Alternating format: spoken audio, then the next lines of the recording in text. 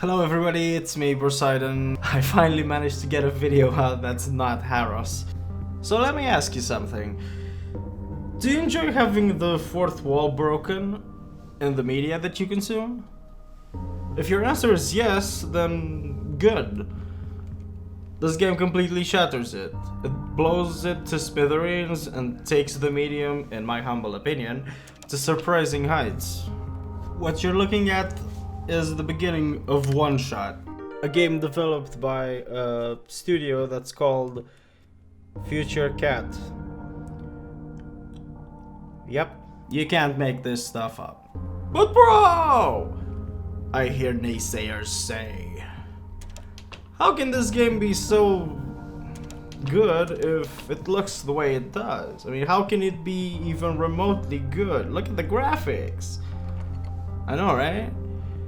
Get over it, son. Life isn't about AAA graphics, nor photorealism. You play as Nico, a very weeb-looking little girl that you shouldn't be fantasizing about. She's just a kid. Stop.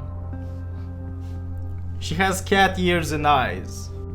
You guide her through a world that seems unfamiliar, obviously to you, but also to her.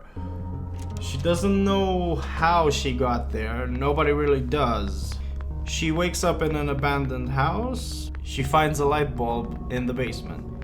You leave the house, and lo and behold, the world is totally different from anything Nico's experienced so far, dark AF, and pretty much post-apocalyptic.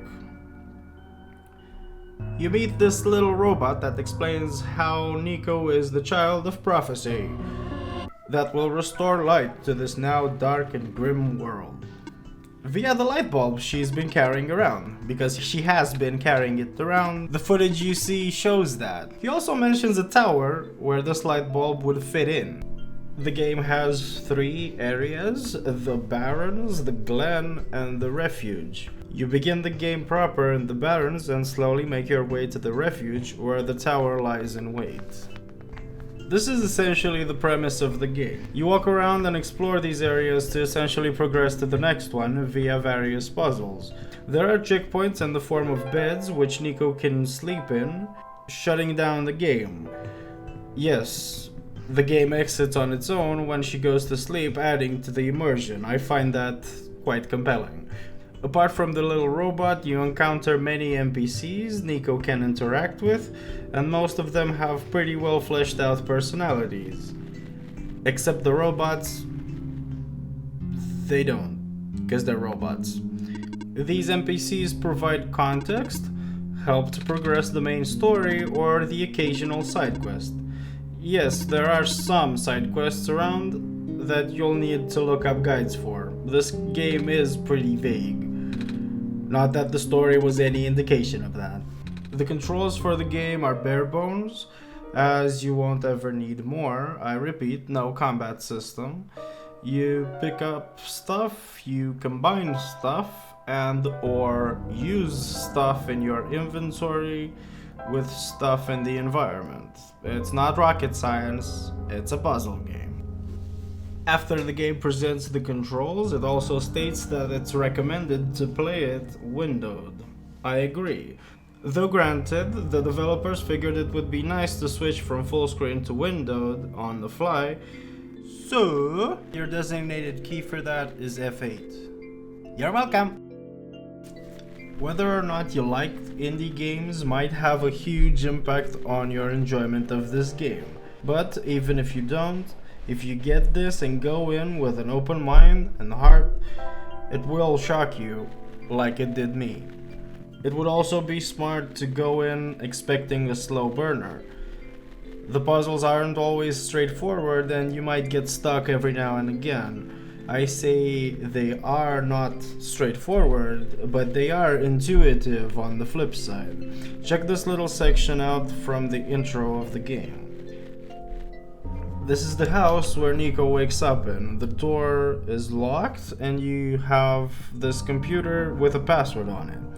You find a remote on the floor, but the light in the room is too dim to tell what it's for. I blundered around for 5 minutes until I realized that this game wants you to be invested in it and pay attention to your environment. The answer is to go to the window where there's a bit more light, and you can see that there are 4 buttons missing on the remote. 4 as in the same number of digits as the password on the computer. Wink wink. I cannot overstate how mesmerized I was by this game my first time through it. The soundtrack complements the dark and grim world you navigate very well and provides it an aura of mystery as well.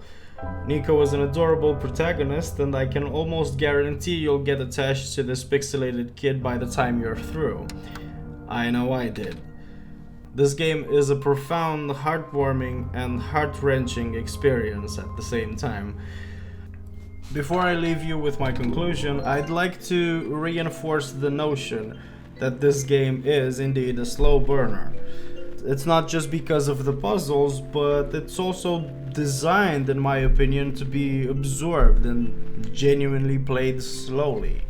As low res as this game's graphics are, it manages to do something that I've never seen any other video game attempt, let alone succeed in doing. At least not to this degree.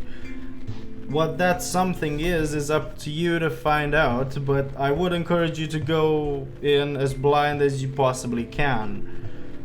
I realize this is not much of a review, and more of a gushing session over an obscure indie game that came out 4 years ago, but I feel this game needs more credit than it has. If you don't believe me, check its rating on Steam. An overwhelmingly positive rating has to mean something, considering this game is essentially a walking simulator/puzzle game. Now, whatever could it hold? What could possibly make over 15,000 people like this game so much? You might be wondering. Well, it's simple. I've also mentioned it right after my stellar intro. Its fourth wall breaking capabilities are literally out of this world. You will understand in the first 20 or 30 minutes of gameplay.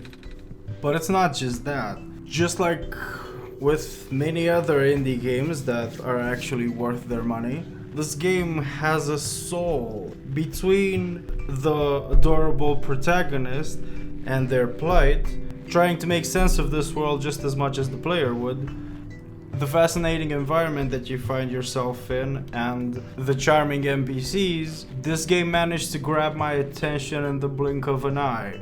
Well, it was a couple of blinks, I'll be honest, but it did easily grab my attention, and I'm almost confident that it will do the same for you. This is where I sign off. I really do hope that you enjoyed my little take on OneShot. I genuinely meant everything that I said, in case it wasn't obvious. I hope you're all doing alright. I know the quarantine's still going on, and I really do hope that you're gonna give this game one shot. I'll be continuing Harris's playthrough through Dark Souls 3. Hope you guys enjoy that as well. I know those videos aren't particularly high effort, but they are really fun to make for me, and I do hope it's even half as fun for you to watch. Cheerio!